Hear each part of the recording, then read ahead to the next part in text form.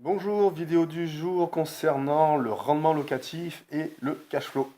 Donc pourquoi ça a une importance? Parce que à mon sens, c'est les deux critères qui vont faire que l'investissement va s'avérer intéressant et rentable.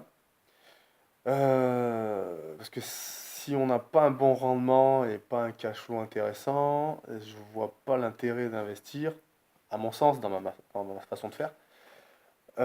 Sinon, on appelle ça, c'est plus un investissement, c'est un placement, quoi. J'ai de l'argent, je sais pas quoi faire. Voilà, le LDD ou le livret A et compagnie, ça rapporte rien.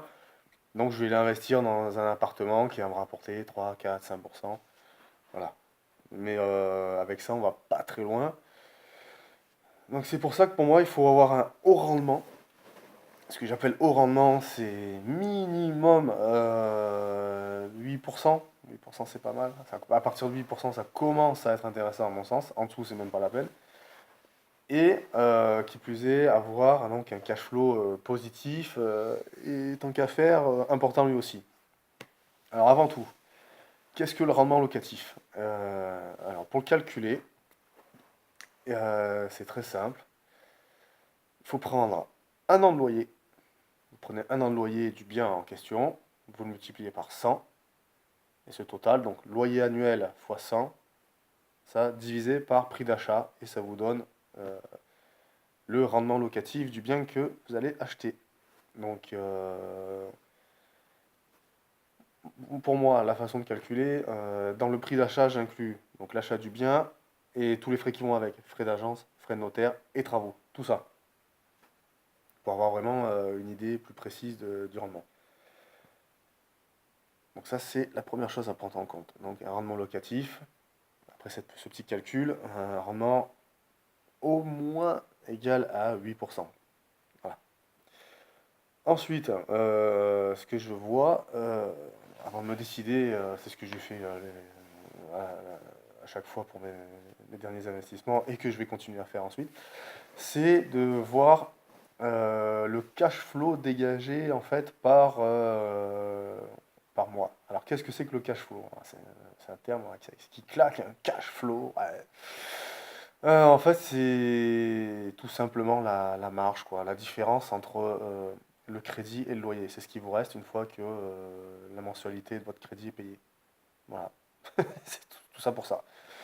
Donc en gros, euh, c'est l'argent que vous allez gagner avec votre investissement, avant impôt évidemment, mais c'est la marge que vous allez dégager tous les mois. Donc, pour parler d'un cas précis, je vois je loue donc une maison de village avec un loyer à 620 euros, sachant que le montant du crédit est de 310 euros. Ben voilà, tous les mois, donc j'ai 310 euros de marge qui tombent, entre guillemets, sans rien faire. Voilà. Donc, et le principe, évidemment, c'est de multiplier ce genre d'investissement pour, au final, à long terme, pouvoir être complètement indépendant financièrement, ou au moins avoir le choix de se dire, bah, du jour au lendemain, allez, c'est bon, j'en ai marre, j'arrête. Et, ou alors, tant qu'à faire, en attendant, bah, augmenter ce revenu et puis profiter un peu plus de la vie. Donc voilà, c'était donc les deux définitions du rendement et du cash flow. Euh, c'est deux éléments incontournables avant d'investir. Il faut appliquer ces deux.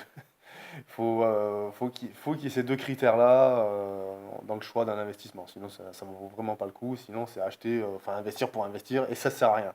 Enfin, c'est jamais inutile. C'est mieux que de dilapider son argent, mais tant qu'à faire, quitte à investir, autant le faire bien et autant le faire de façon à ce que ça rapporte. Donc, c'est pour ça qu'il faut vraiment axer la recherche en fonction des deux points rendement, cash flow. Et avec ça, vous serez sûr d'avoir un investissement rentable et intéressant. Voilà, ce sera tout pour aujourd'hui. Je vous dis à bientôt.